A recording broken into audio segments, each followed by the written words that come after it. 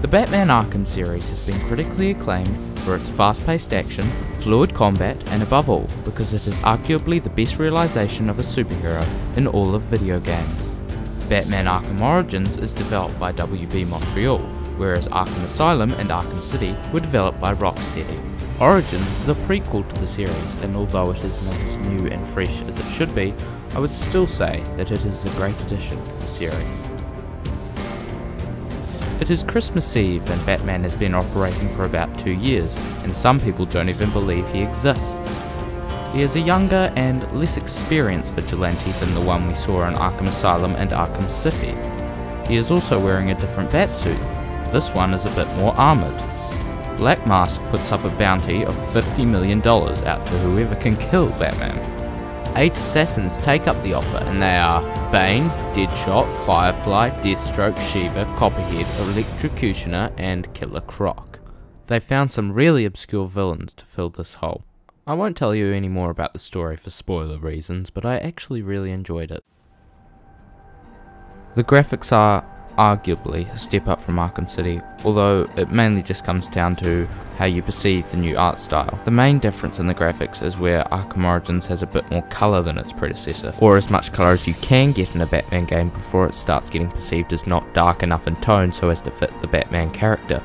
The textures are generally quite nice, the reflections are pretty good, and the graphics look sharp, but don't expect anything breathtaking. The lip syncing in this game is quite bad, and if I'm honest, worse than Arkham City. It just looks like they're flapping their lips. To another topic, this game actually runs quite well on PC. However, this is to be expected as it is an Unreal Engine 3 game.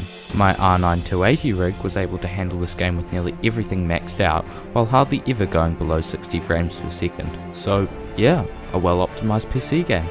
However, in saying that, bugs were quite an issue. There were quite a few graphical bugs and glitches as I played through the game. The first time I played through the game, there was a game breaking bug that made me not able to complete the game, and I had to wait for a patch to be able to complete it. Keep in mind though that that was close to release, and nearly all bugs have been ironed out of the game at this point.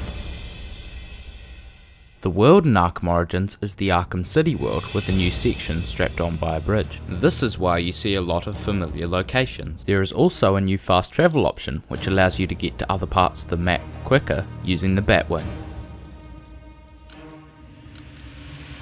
To unlock these fast travel points, you must decode radio towers using gadgets and light platforming. Speaking of gadgets, there are many gadgets returning to this game with a few new additions such as the concussion detonator, the glue grenade, and the line launcher. The concussion detonator makes an enemy, or enemies, stunned for a short period of time. The glue grenade is basically just the freeze grenade in Arkham City, which is to say it makes platforms in water and stuns enemies. The line launcher is probably the most unique and useful of these new gadgets because you are able to create tight ropes between 2 hooks, make 2 enemies collide, and make some other enemy have an unfortunate incident with a gas bottle.